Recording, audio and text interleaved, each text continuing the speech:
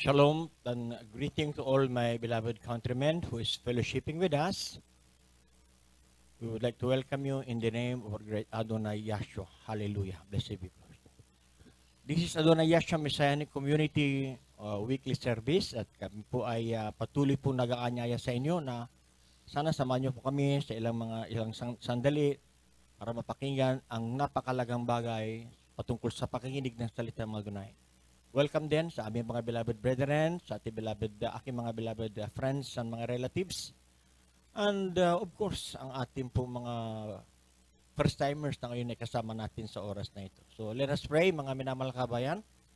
Tayo po'y dumalangin at tayo po ay humingi ng gabay at patnubay sa ating Abasaday. Sabi nga po noon sa 2 Chronicles chapter 7 verse I think 14, if my people which are called by my name shall humble themselves and pray and seek my face and turn from their wicked ways, then I will hear from heaven and will forgive their sins and will heal their land.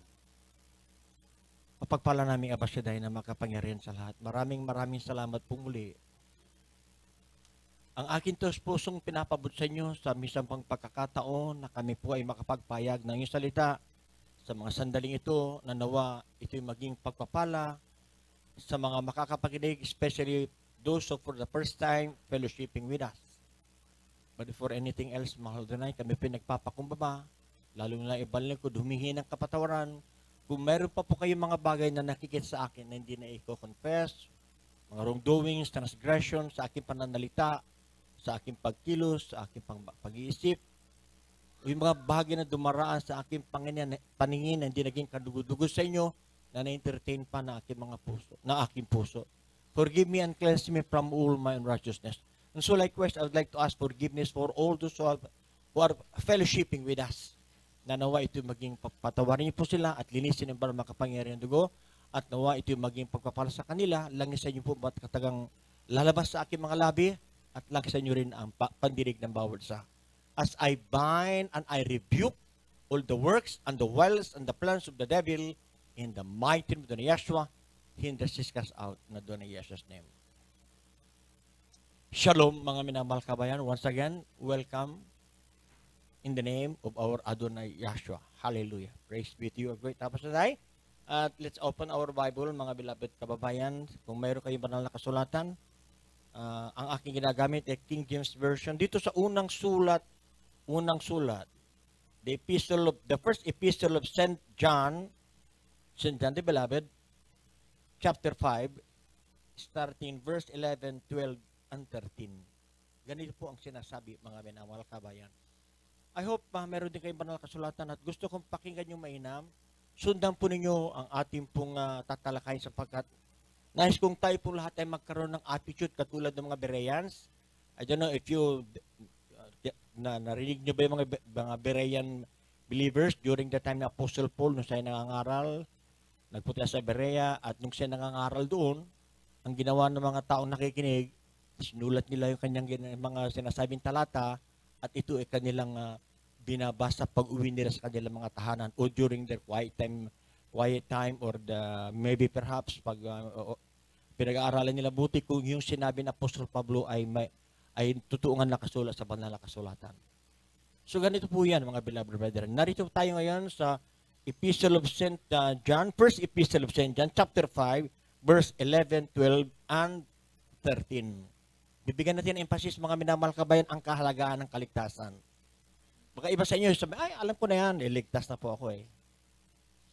Alam ko na yan sapagkat tinanggap ko na si Jesus.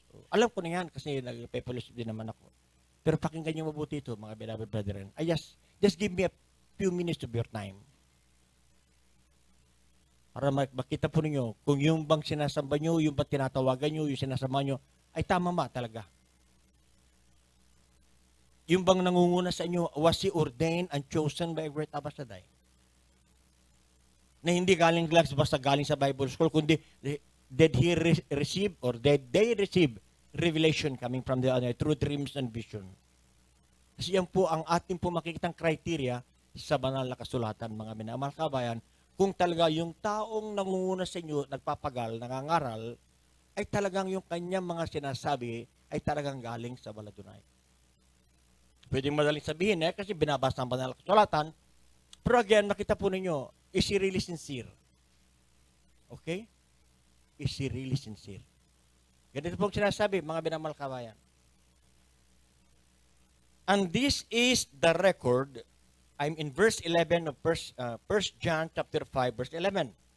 And this is the record that Elohim, that dito sa aking God ang nakasulat. I'm using the Hebrew word Elohim. That Elohim hath given to us eternal life. And this life is in His Son. He that hath the Son hath life.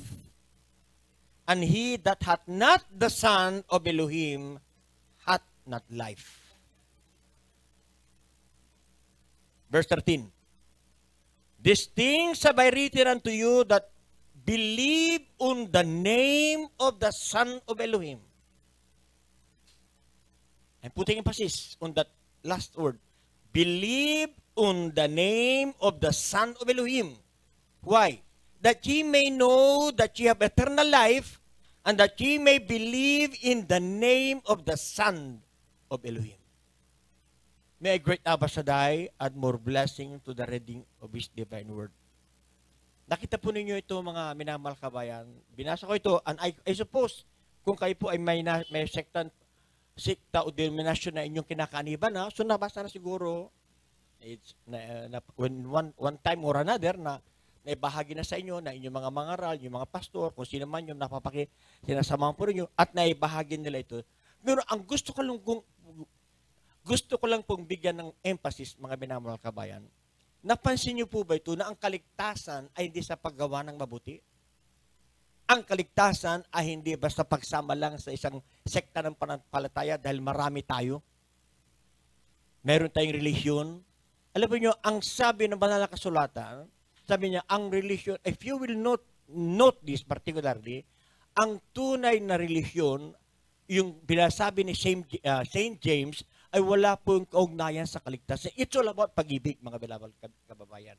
Okay? Bago ko ituloy ito, aking binabasang ito, para makita po ninyo, in James chapter 1, verse 27, ang sabi po niya, pure religion and undefiled, tayo niyo po, pure religion and undefiled before Elohim and the Father is this. This epistle comes from James, isa sa mga kapatid ng ating beloved Adonai, Yahshua Mashiach. Blessed be His glorious name. Pure religion and undefiled before Elohim and the Father is this, to visit the fatherless and widows in their affliction and to keep himself unspotted from the world.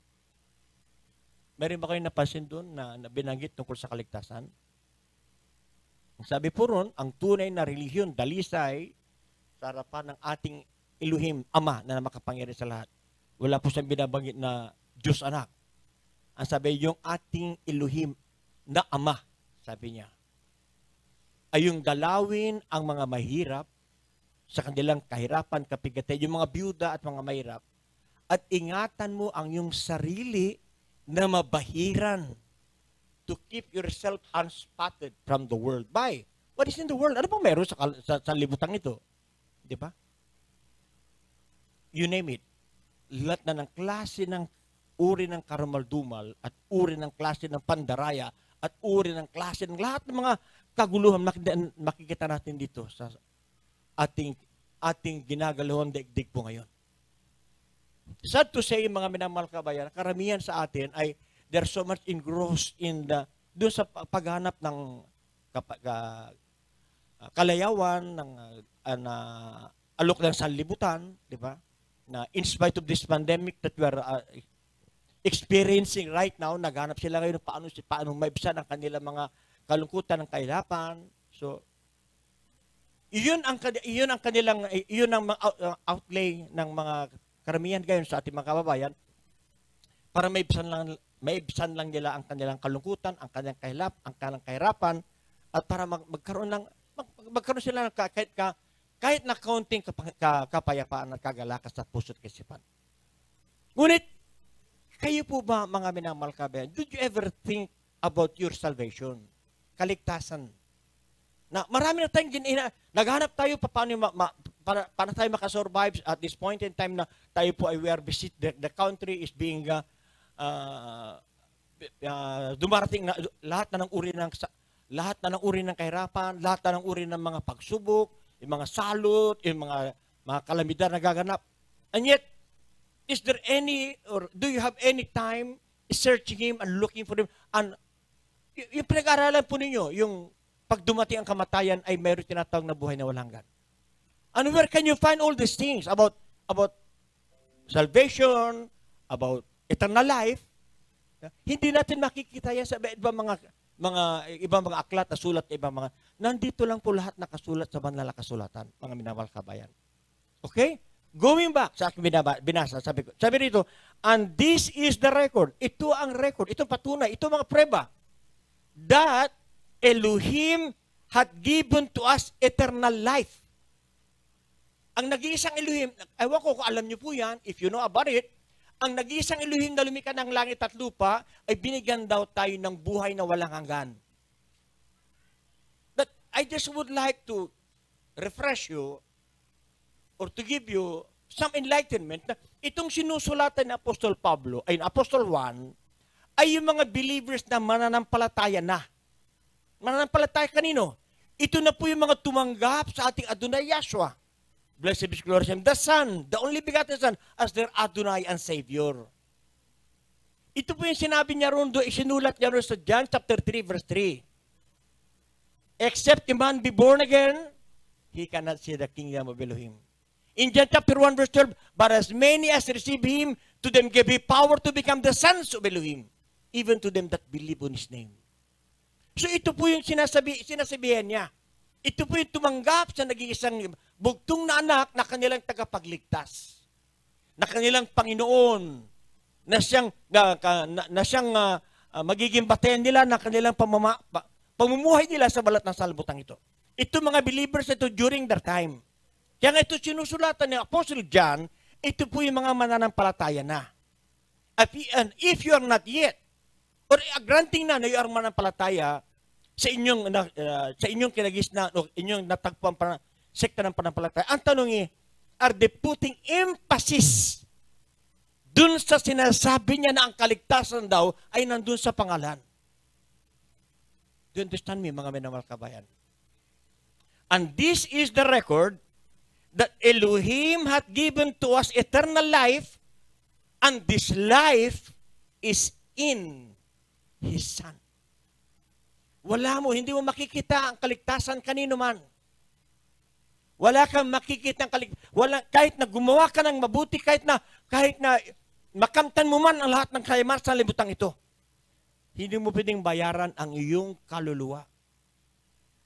Hindi mo pwedeng bayaran ang iyong nagawang pagkakamali sa paggawa ng mabuti. Mga minamahal kabayan. Nakasulat dito sa panakasulatan na I don't know if it is in book of Ecclesiastes na yung paggawa ng mabuti, hindi mo kayang pwedeng bayaran ang lahat ng mga bagay. Nagawa mo pagkakamali, nakasala ka, hindi pwedeng kayang bayaran mga yan. The only remedy is to humble yourself and ask forgiveness and accept the one and only true Messiah as your Adonai and Savior for you to be able to be forgiven. But first and foremost, the most basic important thing there ay yung ano bang pangalan yung tinanggap mo? Ano bang pangalan? Yung ibinigay sa ilalim ng langit at ibabaw ng lupa na sukat natin kaliligtas. Naipahayag ba yan ng inyong mga kung sino mang sekta o pastor o mga nangangaral sa inyo? Tingnan niyo po ito, ha? Tingnan niyo po ito. Ang sabi, ang buhay na walang hanggan daw, na ibinigay ng Madonna, ay nandoon lang, ang buhay daw ay nandoon sa kanyang anak. And this life, sabi niya, and this life is in His Son. Mga minamahal kabayan. Ang buhay na walang ay nandoon daw sa kanyang anak. Ngayon, alright. Tingnan niyo po ito, ha? Tingnan natin sa Psalm 49 verse 7, para at least makita niyo na Akala kasi na iba na, hindi kasi meron ako, masagana ako, ay kaya kong bayaran yung aking nagawang pagkakamali. Pero sabi niya, they that trust in their wealth, 49 verse 6 ng Psalms, they that trust in their wealth and boast themselves in the multitude of their riches, none of them, tingnan po to, none of them can by any means, none of them can by any means redeem his brother, nor give to Elohim a ransom for him. Tingnan niyo po yun. Kahit na makamtan mo na ang kayamanan ng buong sanlibutan ito, at mapahamak ang iyong nag-iisang kaluluwa, ang ating kaluluwa. Ay, no, pakinabang dyan, di ba? So, right, going back sa ating tinatalakay, sa aking verse reference. Sabi po niya, and this life is in His Son. So ngayon, ang question, do you know the origin of the Son before He became Son? The only begotten Son. Bago siya naging Son, alam niyo ba kung ano siya? Was there a literal Son in heaven bago siya bumaba sa langit? At alam niyo ba kung sino ba yung bumaba sa langit? Is it the Son who came down from heaven?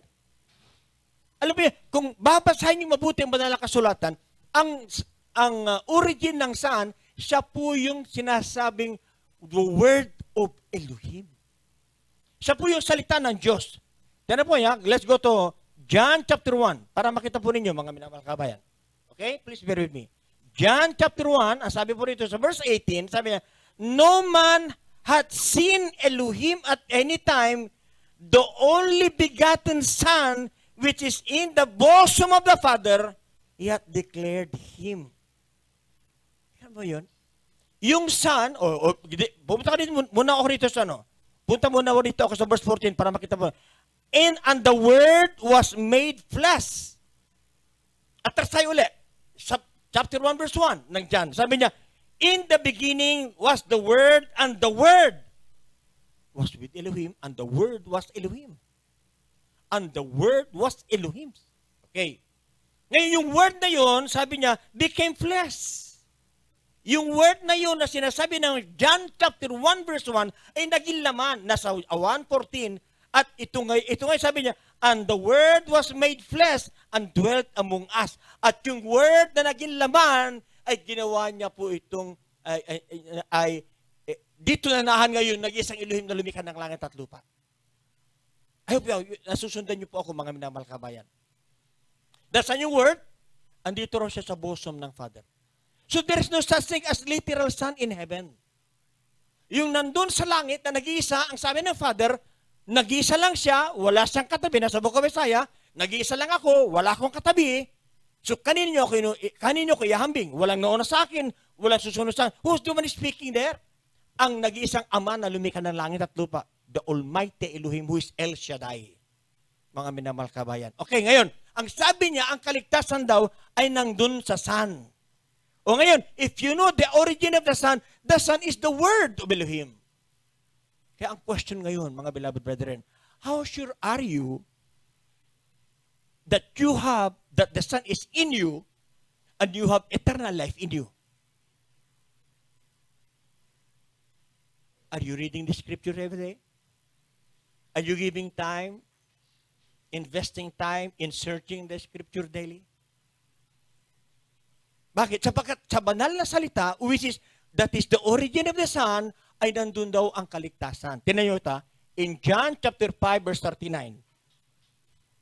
John chapter 5 verse 39, ang sabi po niya, I hope I'm not speaking too fast, mga beloved brethren, mga minamahal kabayan. Sabi po niya, in John chapter 5 verse 39, search the Scripture. Sino sabi niyan? The Son, whose origin is the Word of Elohim. Search the Scripture, for in them ye think ye have eternal life, and they are they which testify of me. Ito palang banal na kasulatan na ito pala ang nagpapatunay sa Kanya raw. And they are they which testify of me. Ang question ngayon, are you searching the Scripture? Are you reading the Scripture daily? Katulad nga na sinabi noon, sa lumang, since the very beginning, nung ibigay ng Maldonay ang palatuntunan doon sinatawag na first five book of the prophet Moshe, Hindi ba may sinabi siya kay kay Petra at Joshua, this book of the law shall not depart out of thy mouth, but thou shalt meditate therein day and night. That thou mayest observe to do all the things that is written therein, and then thou shalt make thy way prosperous. So in reading it, sa pagbabasa, makita niyo po yung consistency, no? Doon pa lang doon sa aklat ng Joshua, o para makita po niyo, buksan niyo ang banal na kasulatan sa Joshua chapter 1 verse 8. Ang sabi po niya, hindi po ito ibinigay ng mahal na Adonai kay Joshua para lang sa mga Israelite, hindi po. Kasi may mayroong perception na marami mga mangaral, especially mga born again na mga pastor, na sinasabi nila, ito na book of prophet, itong first 5 book of the prophet Moses, hindi na po sa atin ito mga born again na ngayon dinakta ng huling panahon. Sa kanila lang daw ito, sa mga Hudyo lang ito. Is that so? Where did you learn that? Kaya nakuha ito. Hindi ba? Kung naintindihan nyo, ito pong banal na kasulatan ito, sa unay pinagkatiwala sa mga Israelites, sa Hebrew people during their time. Nung pinili ng Maldon si Petra at Abraham, para ibigay sa kanya ang mga palatuntunan dapat malaman ng tao para makilala siya. Ang sabi rito, this book of the law shall not depart, this book of the law shall not depart out of thy mouth, wag mawawala sa bibig mo, ibig sabihin, basahin mo, di ba? But thou shalt meditate therein day and night. Are you doing it? Nakakalungkot na yung meron mga darig na, hindi po sa atin yan. Para sa kanila lang yan. Ganun ba yun? Is he a respecter of person? Ang nag-iisang Elohim na lumikha ng langit at lupa? Kung hindi para sa atin ito, ayun ang babasahin natin. Sabihin nila, doon sa New Testament, and then andito tayo sa New Testament. Ngayon, kung yun ang kanilang pinapaliwanag, di ba basahin ko ulit ngayon John chapter 5 verse 39. Ang sabi mo, search the scripture, for in them you think you have eternal life. What do you think is that scripture that is being referred to by the knowledge than the Son of Elohim, the only begotten Son? Ang sabi po niya, search the scripture, for in them you think you have eternal life, and they are they which testify of me. Naintindihan kaya ito ng mga mangaral? Naintindihan ba ito ng maraming mga pastor na sinasabi sa kanilang mga membro, the scripture hindi pinag-aaralan yung first 5 book of the prophet Moses, sapagat yun doon ay pang mga Israelite. Ay bakit sinabi ng Maldonay? Ano yung scripture ito binabanggit niya? Search the scriptures, for in them ye think you have eternal life, and they are they which testify of me. Sino sumulat ito? Sinulat lang ito ni John the Beloved, as itong word na ito mismo, nagaling mismo sa bibig ng ating nag-iisang only begotten Son, ang ating Adonai Yahshua. Tingnan po ninyo ha, kung yung sinasabi nila, kung sabi pananiwala nila na yung Old Testament ay yung mga, especially yung first 5 book of the prophet Moses, ay para sa mga Israel lang yan. O tingnan niyo po, sa verse 46, ang sabi po niya, John chapter 5 verse 46, ang sabi niya, for had ye believed, tingnan niyo po ito mga beloved, for had ye believed prophet Moshe, ye would have believed me, for he wrote of me. But if ye believe not his writings, how shall ye believe my words? Naintindihan ba ito ng mga pastor? Naintindihan ba ito ng mga karal sa ating kapanahunan ngayon? In reality, mga minamahal kabayan, sila mismo ang nagtutulak sa inyo na pumunta sa impyerno. Pumunta sa walang hanggang kapahamakan. Ayon nila pumasok sa kaharian ng langit, sa kaharian ng ating Abasaday, gusto nila doon sa walang hanggang kapahamakan at nais nila kayo isama, mga minamahal kabayan. Kaya nga, nakakalungkot, kung hanggang sa mga sandaling ito, ay hindi pa kayo nagkaroon ng pagkakataon na basahin yung first 5 book of the prophet Moshe. Mga minamahal kabayan, mag-isip po kayo.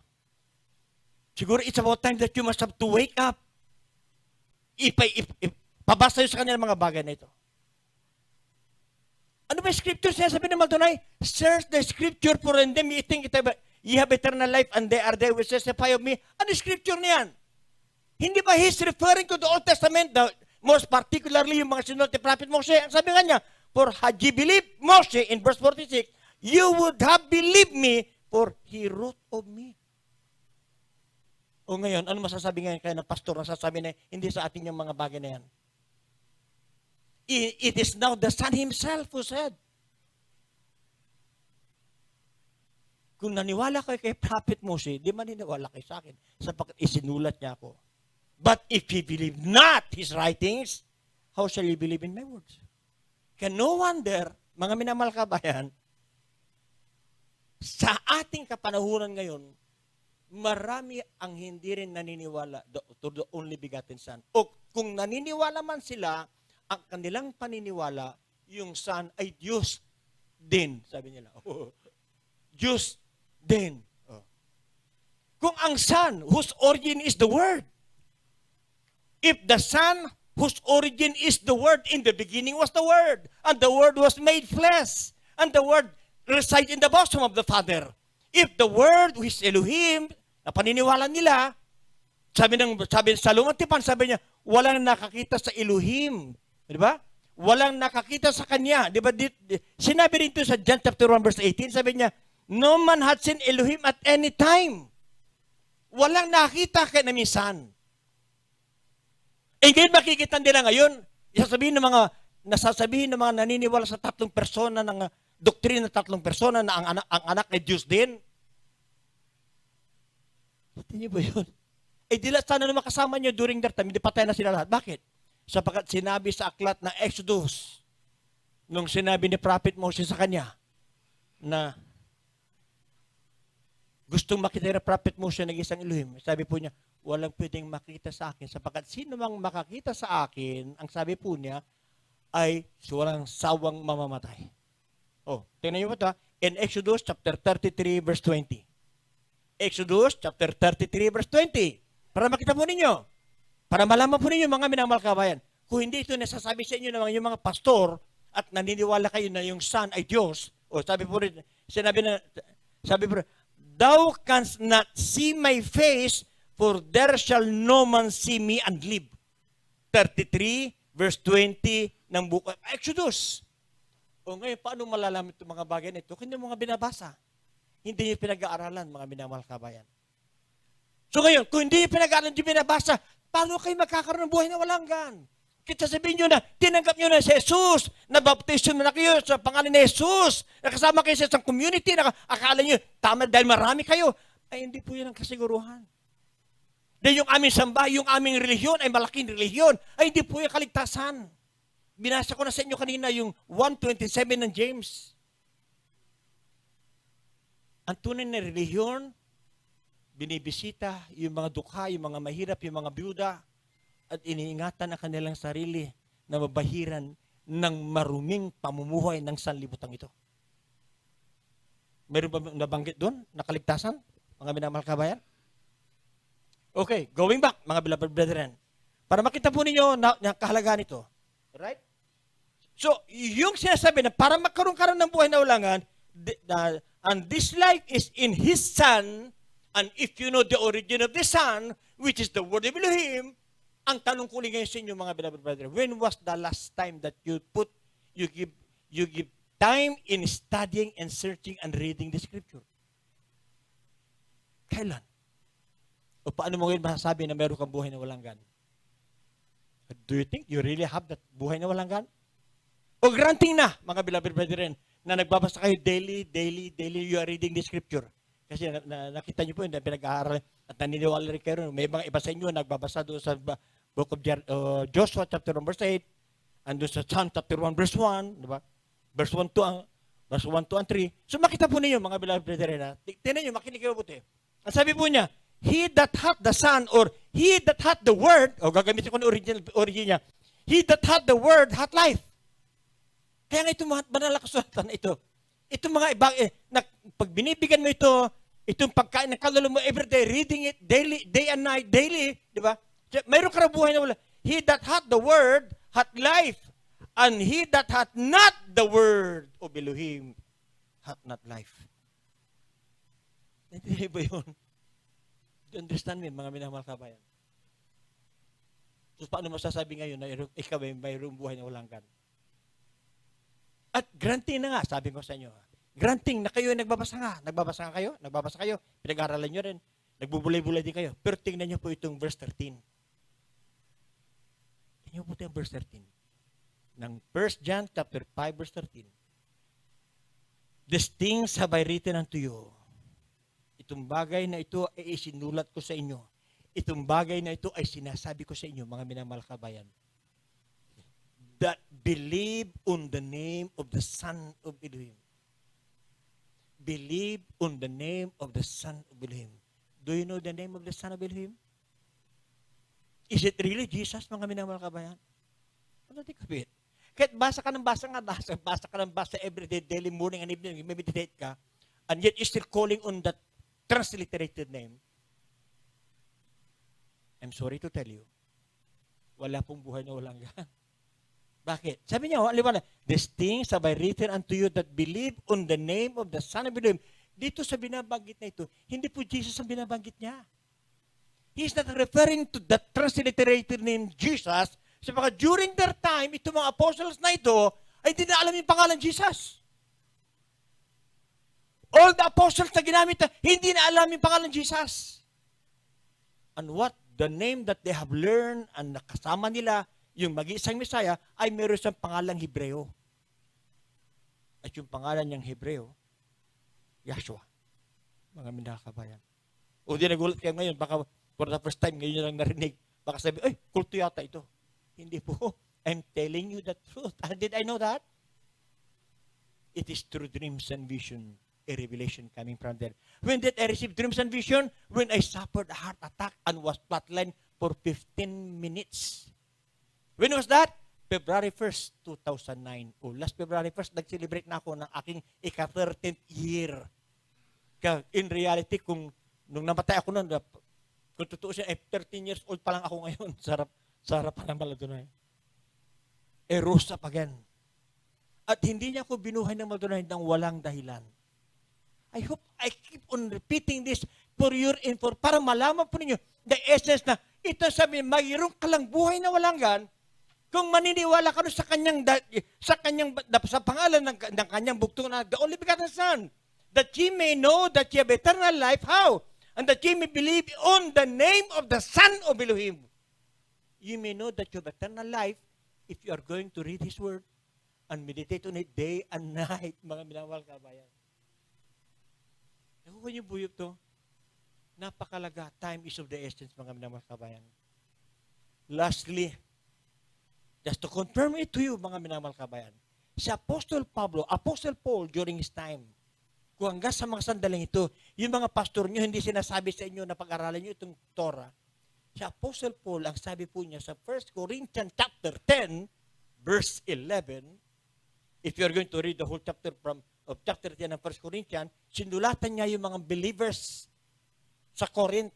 Ang sabi po niya, now all these things happen unto them, if you're going to read it starting in verse 1 up to verse 9, now all these things happen unto them for examples. Ito mga bagay na ito, ang nangyari sa kanila bilang pinakahalimbawa. Kanino halimbawa? Examples, and they are written for our admonition, sabi po niya. He was referring to the Corinthians. Are we also included here? I will continue reading it. And they are written for our admonition upon the ends of the world are come. Hindi ba? Siguro, almost lahat ng mga pastor na kinakaniban nyo, sekta panampalataya, sasabihin nila sa inyo, uy, malapit na nga. The world is about to end. Because of this thing that is happening right now. Na nagmamanifest na yung sinabi sa Matthew chapter 24. O ngayon, sabi niya, it was written for our learning, for our admonition. Question, paano malalaman po ninyo? Yun nangyari sa kanila, doon sa Torah, na isinulat na nakasulat doon, kung di nyo naman babasahin. At kung di nyo man babasahin, paano nyo masasabi na meron kayong buhay na walang hanggan? Hindi ba, mga minamahal kabayan? Klaro ba ito sa inyo? Naintindihan niyo po yung ang ini-impart sa inyo? Ang sabi po niya, he that hath the Son, or he that hath the word of Elohim, hath life, and he that hath not the word of Elohim, hath not life. O paano ngayon yan? Kaya sabi ng Son, search the scripture. Salisikin mo, banal kasulatan. Hindi, ginagawa niyo po ba yan? O ang pinagkakabalahan po ninyo, ay, nag-lower na ang alert level. Ay, pinatay lumabas. Napapas natin mga anak natin kung saan ano. Pero how about the word of Elohim? Nagkaroon ba kayo ng pagkakataon? Saliksikin nyo at pag-aralang mabuti, tumikay ng wisdom sa Maldonay? Ang minamahal kabayan, time is of the essence. I tell you, lastly, last verse, in Acts chapter 4, verse 12, sabi ng isang apostol, neither is there salvation in any other. For there is no other name given under heaven whereby men shall be saved. Naintindihan niyo po ba yun? Acts 4:12. Walang kaligtasan sa kanino man, sapagkat walang ibang pangalan na ibinigay sa ilalim ng langit at sa ibabaw ng lupa na sukat natin ikaliligtas. Acts 4:12. Naintindihan niyo ba yun? It's very simple and yet it's hard to comprehend. Why? Because except the Adonai will give you the heart to perceive, you will never understand. You will never understand this essence and the real meaning of Acts 4:12. Babalikan nyo pa rin yung transliterated name. O paano yung sinabi doon sa 1 John chapter 5 verse 13. Para malaman mong buhay ka na hanggan ang maniniwala sa sampalataya sa anak, sa pangalan ng bugtong na anak. Mga minamahal kabayan, I hope this will awaken your blinded mind. It will open your mind. And start reading the scripture. And ask. A great Abba, bibigyan kayo ng understanding. Tinan nga, dadagdagan ko pa yung last na sinabi ko. Dito po sa aklat ng mga awit, kapitulo 19. Tingnan niyo po ito, mga minamahal kabayan. Tingnan niyo po, pakinggan niyo mabuti. Napakahalaga po, mga minamahal kabayan.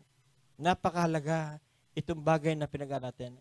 Para kayo makapamuhay ayon sa pamamaraan, living in Adonai's way, sabihin sa kanya, teach me, O Adonai, the way of your statutes, and I shall keep it unto the end. Verse 33 ng 119 ng Psalm. Give me understanding and I shall keep thy divine law. Yeah, I shall observe it with my whole heart. Ito po yung mga panalangin ng mga naunang mga mananampalataya. Ito mga Hebrew na ito. Humiling sila ng pangunawa. Turuan mo po ako na maintindihan ko ang iyong salita. Ganon din po ang gawin po ninyo. Humiling po kayo, turuan niyo po ako, Maladunay. O Panginoon kong Diyos, o Panginoon, tulungan mo ako. Dalhin mo ako sa tamang landas na magdadala sa akin, magtuturo sa akin ng tama.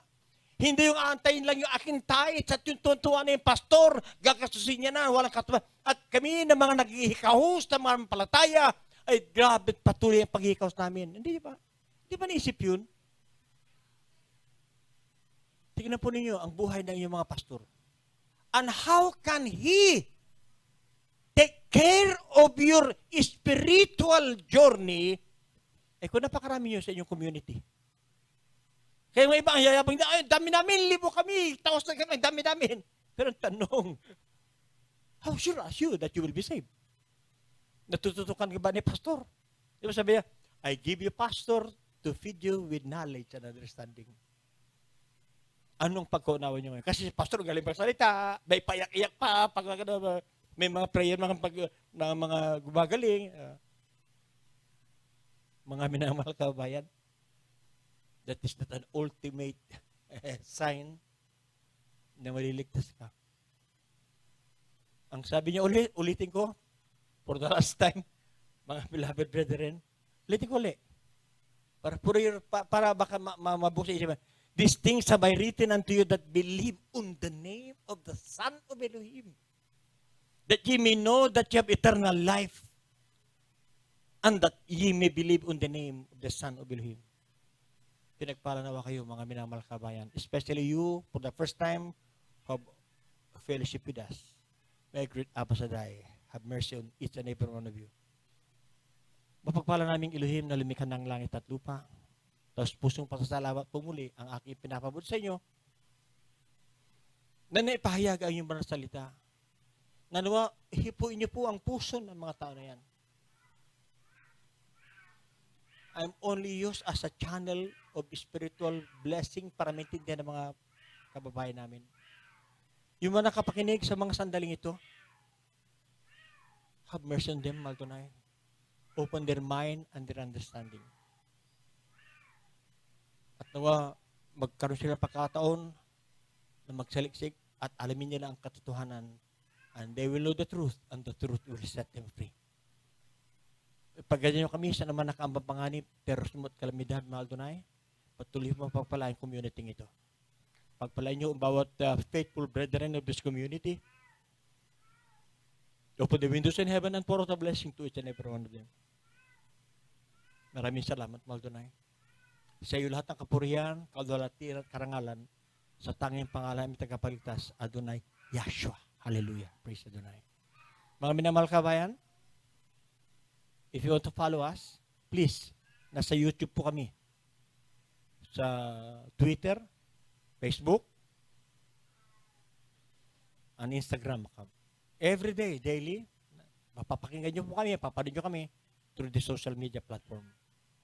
Maraming salamat po muli na pinagpala kayo sa araw na ito. Elohim bless you. Elohim loves you. Nawa, hindi ito maging una tuloy na inyong pagkikipag-fellowship.